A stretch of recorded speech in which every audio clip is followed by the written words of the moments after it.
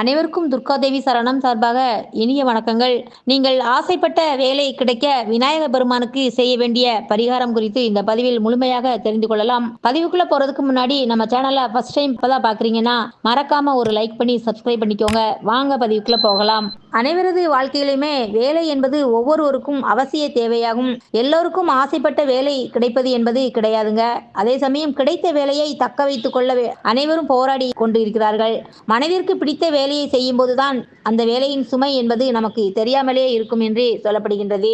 ஒவ்வொருவரும் இஷ்டப்பட்டு செய்யும் எந்த வேலையாக இருந்தாலும் அது நல்ல முன்னேற்றம் அடையும் என்றே சொல்லலாம். நமக்கு பிடித்த வேலை கிடைக்க விநாயகருக்கு சில பரிகாரங்கள் செய்தாலே அது முழுமையாகும் என கூறப்படுகின்றது. இது குறித்து இந்த பதிவில் பாருங்கள். விநாயகருக்கு கற்பூரவள்ளி இலையின் மீது அதிக பிரியம் உண்டு. அந்த கற்பூரவள்ளி இலையில் விநாயகரின் உருவம் இருப்பதாக நம்பப்படுகின்றது. 9 கற்பூரவள்ளி இலைகளை மாலையாக தொடுத்து விநாயகருக்கு சாற்றி வாரந்தோறும் புதன்கிழமையில் வழிபட்டு வந்தால் ஆசைப்பட்ட வேலை கிடைக்கும் என கூறப்படுகின்றது. குறிப்பாக புதன்கிழமை வழிபடுவது மேலும் சிறப்பாக இருக்கும். கற்பூரவள்ளி இலைகளுக்கு பதிலாக செவ்வாழை பழங்களை 9 மாலையாக கோர்த்து 12 வாரங்கள் விநாயகருக்கு சாற்றி வழிபட்டு வந்தால் நினைத்த காரியம் நிறைவேறும் என்று சொல்லப்படுகின்றது. கற்பூரவள்ளி இலைகளை விட செவ்வாழை மாலைக்கு அதீத சக்தி உள்ளதாக கூறப்படுகின்றது.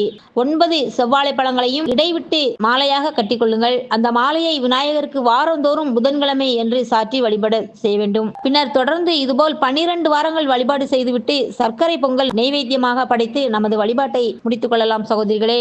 இதுபோல 12 வாரங்கள் தொடர்ந்து தவறாமல் செய்து வழிபட்டு வந்தால் நினைத்த வேலை கிடைக்கும் என சொல்லப்படுகின்றது.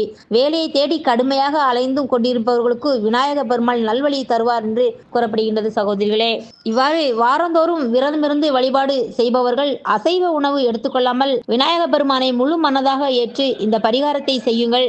இந்த செவ்வாழை பழ மாலையானது சாற்றி வழிபாடு செய்யும் பொழுது முழு மனதோடு வேண்டிக் கொண்டு பிரார்த்தனை செய்யுங்கள். அப்படி செய்தால் இஷ்டப்பட்ட வேலை கிடைக்கும் என சொல்லப்படுகின்றது சகோதரிகளே. இனிதே வளம் பெற்று நலமுடன் வாழ்க. மீண்டும் அடுத்த பதிவுடன் சந்திக்கும் வரை உங்கள் சகோதரியான துர்காதேவி சரணம்.